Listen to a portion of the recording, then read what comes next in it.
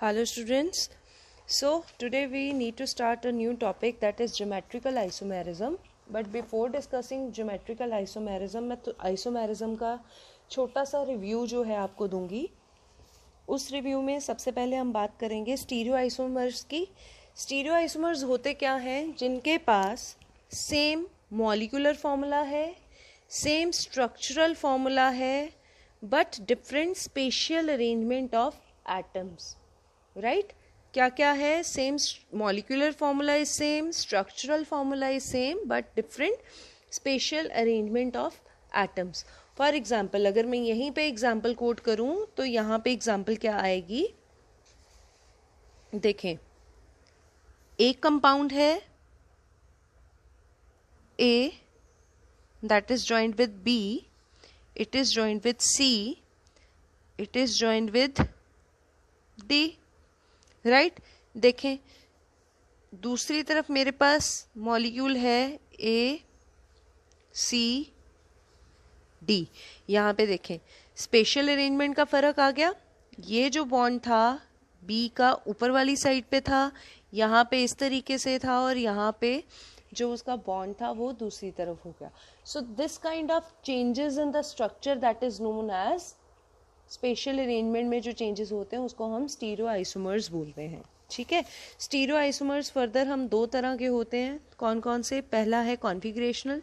Right, configurational isomers और conformational isomers. Right, configurational में हमने क्या क्या पढ़ना है? ऑप्टिकल आइसोमेरिज्म, राइट, एंड दूसरा ज्योमेट्रिकल आइसोमेरिज्म. सो आज हम इन डिटेल ज्योमेट्रिकल आइसोमेरिज्म जो है वो डिस्कस करेंगे. राइट, सो कॉन्फिगरेशनल और कन्फर्मेशनल में बेसिक फ़र्क क्या है कि हम इसको सेपरेट कर सकते हैं आइसोमर्स को, जो कि इजी होता है हमारे लिए as compare to conformational. Conformational isomers are non separable in nature. चाहे वो हम केमिकल मेथड्स यूज़ करें, फिजिकल मेथड्स यूज़ करें, किसी भी मेथड से हम कन्फर्मेशनल आइसोमर्स को चेंज नहीं कर सकते या फिर हम उनको सेपरेट नहीं कर सकते. But in the case of configurational isomers we can separate the various isomers from each other. Right, so configurational further दो चीज़ों को कवर करते हैं, इनेंशियोमर्स को, डायस्टीरियोमर्स को. इनेंशियोमर्स अगर आपकी नॉलेज में हो तो ऑप्टिकल आइसोमर्स का ही पार्ट है, जो कि मिरर इमेजेस वगैरह पे बेस्ड होते हैं. डायस्टीरियोमर्स नॉन मिरर इमेजेस हैं.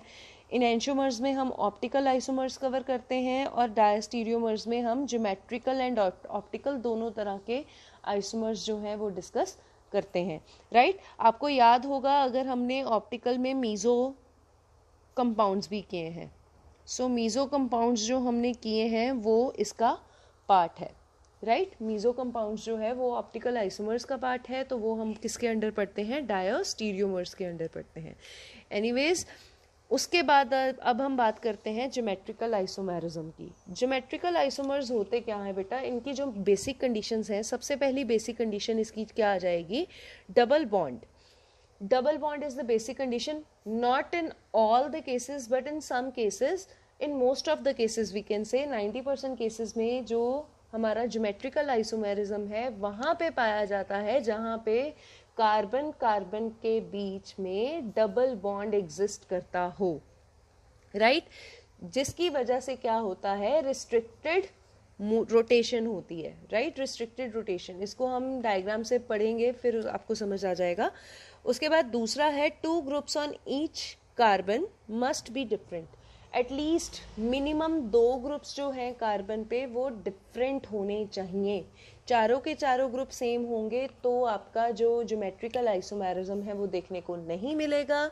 अगर मिनिमम दो ग्रुप्स होंगे तो वो आपको ज्योमेट्रिकल आइसोमेरिज्म शो करेगा कंपाउंड. राइट, सो सबसे पहला जो हमने पॉइंट किया था, double bond leads to the restricted rotation, हम इसकी बात करते हैं. I do have a compound that is C, double bond C, Cl, Cl, H, H.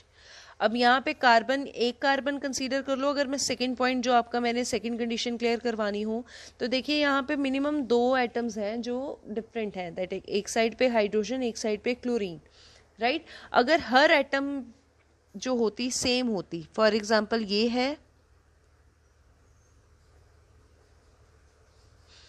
तो यहाँ पे आप इसको फाइंड आउट नहीं कर सकते हो कि ये सिस है कि ट्रांस है, तो यहाँ पे ज्योमेट्रिकल आइसोमेरिज्म देखने को नहीं मिलेगा। बट इस केस में एक कार्बन पे मिनिमम 2 ग्रुप जो है वो डिफरेंट है, तो यहाँ पे ज्योमेट्रिकल आइसोमेरिज्म देखने को मिलेगा, right. So 2 groups on each carbon must be different वाली कंडीशन क्लियर हो गई। अब हम double bond leads to restricted rotation की बात करते हैं, जो इसका बहुत ज़्यादा इंपॉर्टेंट पॉइंट है। सो बेसिकली अगर मैं इसी कंपाउंड की ज्योमेट्री को शो करूं तो आपको इतना तो पता है कितने सिग्मा बॉन्ड्स हैं, 1 2 3, ये पाया जाता है, ये भी सिग्मा, ये भी सिग्मा, राइट। अगर मैं इस कार्बन के correspondingly number of sigma bonds find out करूं तो कितने नंबर ऑफ सिग्मा बॉन्ड्स है, 1 2 एंड 3। 3 सिग्मा बॉन्ड्स, हाइब्रिडाइजेशन का अगर फॉर्मूला याद हो, sigma bonds plus lone pair of electron, no lone pair. So मेरे पास 3 सिग्मा बॉन्ड्स हैं, तो 3 के कॉरेस्पॉन्डिंगली मेरी हाइब्रिडाइजेशन क्या आएगी, sp2 हाइब्रिडाइजेशन आ जाएगी। sp2 हाइब्रिडाइजेशन आएगी तो बेसिकली मेरी जो स्ट्रक्चर आएगा वो क्या आएगा, ट्रायंगुलर प्लेनर, ठीक है जी। Triangular planar structure will be there in the case of this particular compound. So इस केस में अगर मैं ड्रॉ करूं कार्बन, इसकी head to head overlapping with other carbon, ठीक है जी, राइट। और मैं इसको एक प्लेन में ड्रॉ कर दूं, राइट। एक साइड पे मेरे पास क्लोरीन है, ये वाला अगर मैं लेके चलूं, chlorine head to head overlapping, यहाँ पे इस पर्टिकुलर p ऑर्बिटल पे मेरा क्या अटैच हो रहा है, H, राइट। अगेन यहाँ पे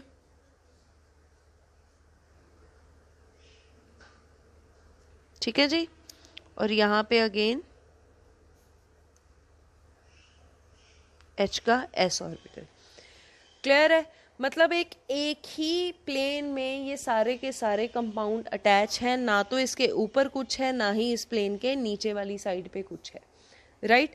अभी तक जो मेरे पास स्ट्रक्चर है, जैसे फॉर एग्जांपल ये एक बुक है, ठीक है, बुक है, ये इस बुक में ही अगर मैं यहाँ पे 2 कार्बन्स लगाऊं तो इसी प्लेन में, इसी पूरे के पूरे प्लेन में मेरा क्या एग्जिस्ट करता है, मॉलिक्यूल एग्जिस्ट करता है, राइट। अब बेटा सिंपल सी बात है, अगर मैं इस कार्बन को पकड़ के इस कार्बन को रोटेट करूं, ठीक है, इस कार्बन को पकड़ के इस कार्बन को रोटेट करूं तो उस केस में क्या होगा, अगर ये पेन की बात करें, अगर ये बॉन्ड बन गया, राइट, ये बॉन्ड बन गया मेरे पास कोवलेंट, अगर मैंने कैप को पकड़ा और इसको रोटेट करूं तो क्या होगा, रोटेशन विल बी देयर, ठीक है, रोटेशन आ जाएगी। क्लोरीन जो यहाँ पे है वो हाइड्रोजन की जगह पे आ जाएगा, हाइड्रोजन क्लोरीन की जगह पे आ जाएगा, तो रोटेशन जो है फ्री रोटेशन है, right. But in the case of double bond क्या होता है, जो मेरे पास ये pz ऑर्बिटल है जो प्लेन के नीचे और प्लेन के ऊपर है, थोड़ा बाहर को बनाती हूं, ठीक है जी। अब यहां पे क्या होगा, साइडवेज ओवरलैपिंग हो गई, ये क्या बॉन्ड बन गया, पाई बॉन्ड बन गया। अब मैं इसको अगर रोटेट करूं, इस मॉलिक्यूल को पकड़ के इस मॉलिक्यूल को रोटेट करूं तो क्या होगा, रोटेशन तो होगी बट कैसे होगी, पाई बॉन्ड टूट के, राइट। और जब पाई बॉन्ड ब्रेक होगा तो that will be very difficult. So इसलिए हम इस पर्टिकुलर रोटेशन को क्या बोलते हैं, रिस्ट्रिक्टेड रोटेशन, ठीक है।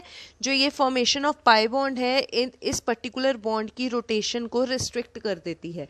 रिस्ट्रिक्ट करने की वजह से क्या होगा, रिस्ट्रिक्ट करने की वजह से जो मॉलिक्यूल है वो मूव नहीं कर पाएगा, राइट। सो आपकी बुक में अगर मैं आइसोमेरिज्म, ज्योमेट्रिकल आइसोमेरिज्म की बात करूं तो इन केसेस में ज्योमेट्रिकल आइसोमेरिज्म देखने को मिलता है। It is a type of stereoisomerism which is exhibited by certain compounds containing double bond, arises due to hindered rotation। आ गई बात वही जो मैंने अभी समझाई about the double bond। We will first discuss geometrical isomerism in compound containing carbon carbon double bond. Basically हम discuss यही करेंगे।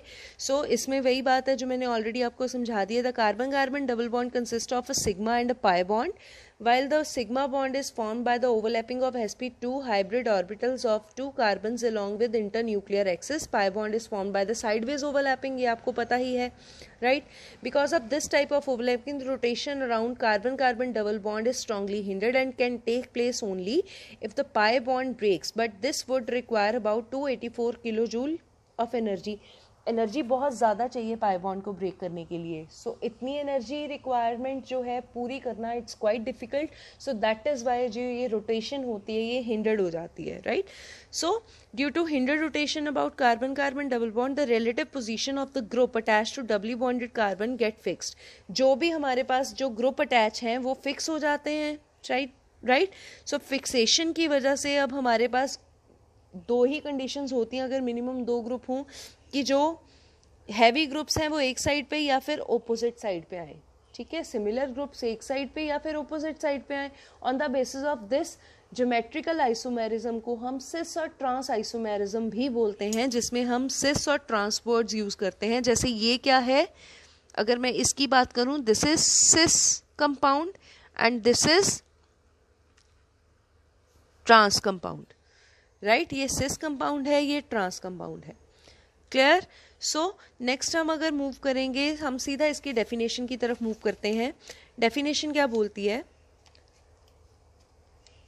Such isomers which have same structural formula but differ in relative spatial arrangement of atoms about the double bond are called geometrical isomers, and the phenomenon is known as geometrical isomerism. ठीक है जी, clear है? सो conditions, आगे हम बात करेंगे conditions for geometrical isomerism. अब कौन कौन सी कंडीशंस जो हैं वो ज्योमेट्रिकल आइसोमेरिज्म के लिए इंपॉर्टेंट है। सबसे पहला है the molecule must contain a carbon carbon double bond, already हमने बात कर ली, the rotation around which is strongly hindered. और दूसरी है each of the two carbon two doubly bonded atoms should have two unlike groups. वही बात हो गई, दो डिफरेंट और अनलाइक ग्रुप्स होने चाहिए attach to it. As for instance ABC and CAB is the formula.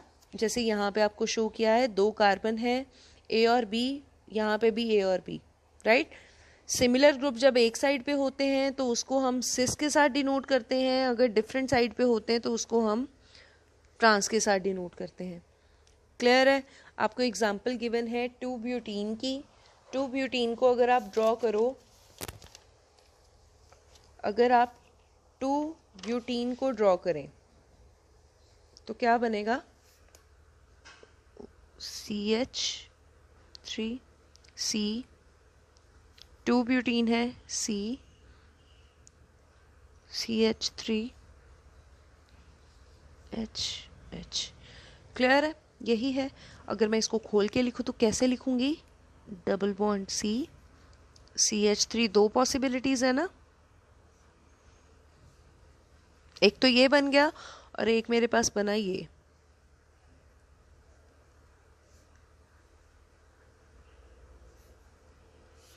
ठीक है? अब यहाँ पे दो ग्रुप्स जो हैं, सिमिलर ग्रुप एक साइड पे हैं, तो हम इसको क्या बोलेंगे? सिस, और इसको क्या बोलेंगे?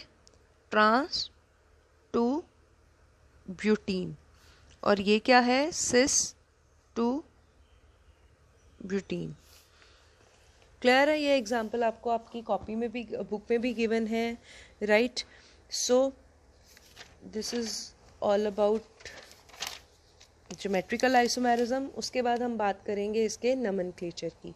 अब नोमेनक्लेचर की अगर बात करें तो बेटा आप जो कंपाउंड को सिस और ट्रांस सिस्टम, मैंने ऑलरेडी आपको बता दिया है, जब ग्रुप्स जो हैं वो एक तरफ होते हैं तो उसको सिस बोलते हैं, सिमिलर ग्रुप ऑपोजिट साइड्स पे अटैच्ड हों तो उसको हम ट्रांस मॉलिक्यूल बोलते हैं। और जब भी आपने ये लगाना है, ये आपने बेसिकली पहले लगाना है। जैसे यहाँ पे सिस ट्यूब्यूटीन है, ट्रांस ट्यूब्यूटीन है, उस तरीके से ही जैसे यहाँ पे डाइक्लोरो है, डाइक्लोरोइथीन गिवन है, तो इसमें क्या आएगा? सिस। कौन कौन से पे क्लोरीन लगा? 1 and 2 डाइक्लोरोइथीन, राइट? सो इस तरीके से आप जो है प्रीफिक्स सिस और ट्रांस यूज़ करते हो। बाकी आपकी नेमिंग जो IUPAC नेमिंग आपको आती है उसी अकॉर्डिंगली चलना होता है, राइट। अब इसकी लिमिटेशंस क्या हैं? लिमिटेशंस हैं, the cis and trans system of nomenclature of geometrical isomer is not universally applicable as it cannot be employed in case of compounds where all 4 substituent attached to doubly bonded carbon atoms are different. अभी तो हमने बात की कि minimum 2 groups जो है वो same होने चाहिए. अगर चारों के चारों ग्रुप्स डिफरेंट हो गए तो, जैसे फॉर एग्जांपल यहाँ पे है 2 कार्बन्स हैं, कार्बन के साथ क्लोरीन, फ्लोरीन और यहाँ पे ब्रोमीन और आयोडीन, ये चारों के चारों ग्रुप्स डिफरेंट हैं. अब इस केस में आप इसको सिस और ट्रांस कैसे बोलोगे? सो दैट इज़ वाई सिस और ट्रांस जो सिस्टम है that is not universally applicable. ये बहुत थोड़े से कंपाउंड्स में एप्लीकेबल है जहाँ पे सिर्फ 2 कंडीशंस पूरी होती हैं, एक तो डबल बॉन्ड और दूसरा जो कार्बन है, डबली बॉन्डेड कार्बन एटम है, ईच कार्बन एटम के साथ जो है मिनिमम 2 ग्रुप्स जो हैं वो लगे हों. ठीक है, डिफरेंट ग्रुप्स लगे हों. क्लियर है? With this, your geometrical isomerism has been complete.